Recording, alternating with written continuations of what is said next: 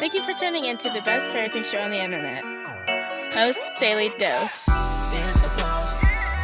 It's the Post. It's the Post. The Post Daily Dose. It's the Post. It's the Post. It's the Post. The Post Daily Dose. It's the Post. It's the Post. Hey, good evening, Facebook family. Happy freaking fabulous Friday, baby. Welcome to another episode of Post Daily Dose with me, your trusted parenting advisor, faithful guide and servant on the healing journey. What's my name? Big Papa Bryan+Post. Big Papa's tired. You guys see that behind me? Can you see that from the glare? I'm probably going to turn this camera around in a minute. It looks like I'm outside, but I'm actually in my bedroom at the Bellwether Farms outside of Cleveland, Ohio. And this is a camp. And so I'm here attending the Multicultural Adoption Journeys camp. And this is a pretty cool space. So this is a window outside of my bedroom. Check out that scene.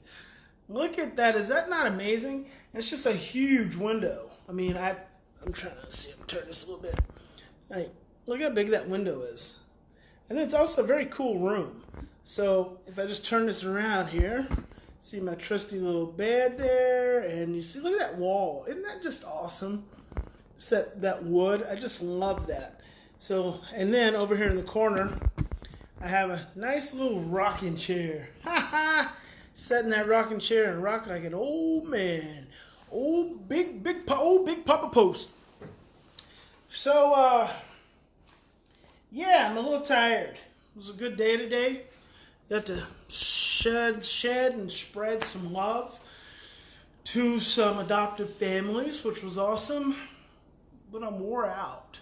So I wanted to talk to you guys just for a minute about what do you do when your child won't let you comfort them? I had that question come up today.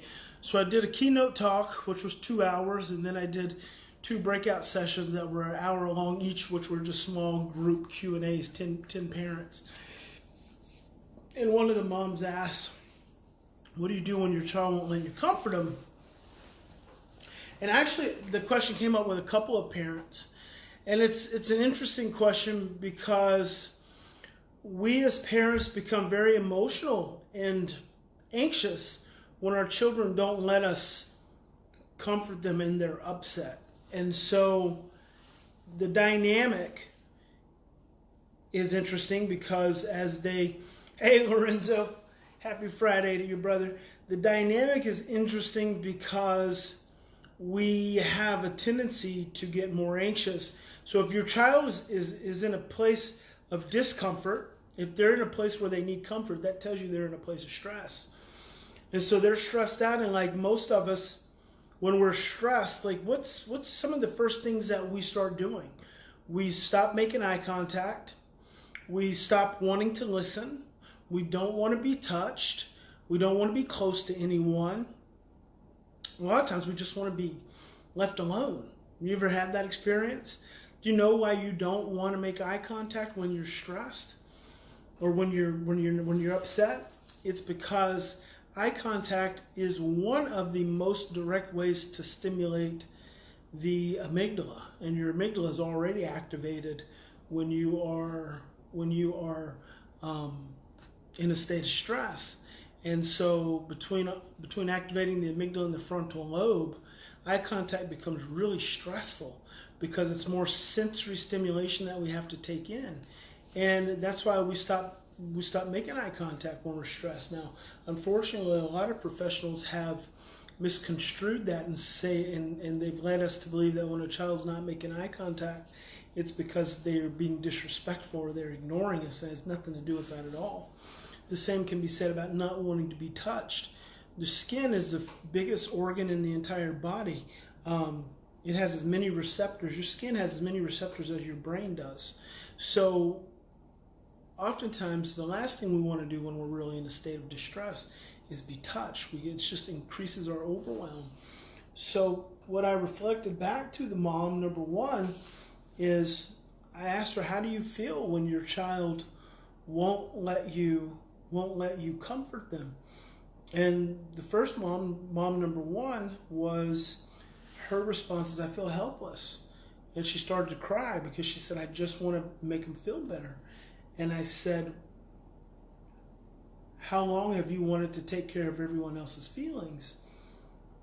And she was a little flabbergasted by the question, because I always tell people emotional reactivity stems from unfinished business. When you find yourself being emotionally reactive, it has far less to do with the person, the place, or the thing, and far more to do with you. And so I helped that mom start to reflect on where that sense of helplessness was coming from.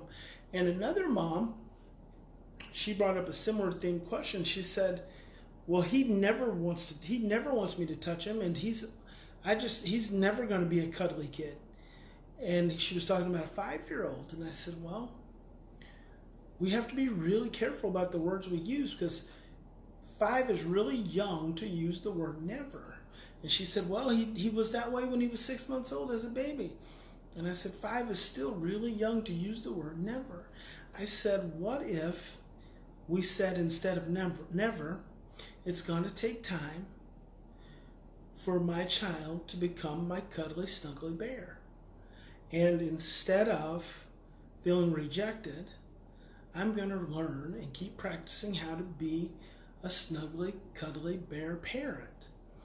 And you just keep working on what you hope to see in the future, because Deepak Chopra said, we cannot prevent the future from occurring. We cannot prevent the future from occurring, but we can prevent the future from the present. The thoughts and the feelings that we have in the present actually generate what shows up in the future. It's very important to understand. And the other thing is, when your child doesn't want to be comforted, the first and best thing for you to do is to slow down, take a step back, respect their space. Stop putting so much pressure on yourself as the parent to have to do something. Sometimes doing nothing is everything. Sometimes just slowing down, taking deep breaths, not talking, and just being present is as much as it needs to happen. There's research done that says that in any kind of communication exchange, only 5% of the activity interpreted from the brain is based on the words. 95% is based on the tone of voice, the eye contact, the body posture, the language, the energy that's being emitted from the body. That's our dominant conversation and communication from the environment. So sometimes it's just best to take a step back and slow down and honor your own pain, honor your own struggle, honor your own grief or fear that you may be having because your child doesn't want you to comfort them in that moment, as opposed to overwhelming them, trying to soothe yourself under the auspices of soothing them. A lot of times we want to soothe our children and make them feel better, and really it has nothing to do with us. It has nothing to do with them, and has more to do with us trying to soothe ourselves. The other thing you have to keep in mind with children who are difficult as far as connecting with them and trying to soothe them is their stress patterns. Are they hypo-aroused? Do they tend to be more hypo-aroused than hyper-aroused?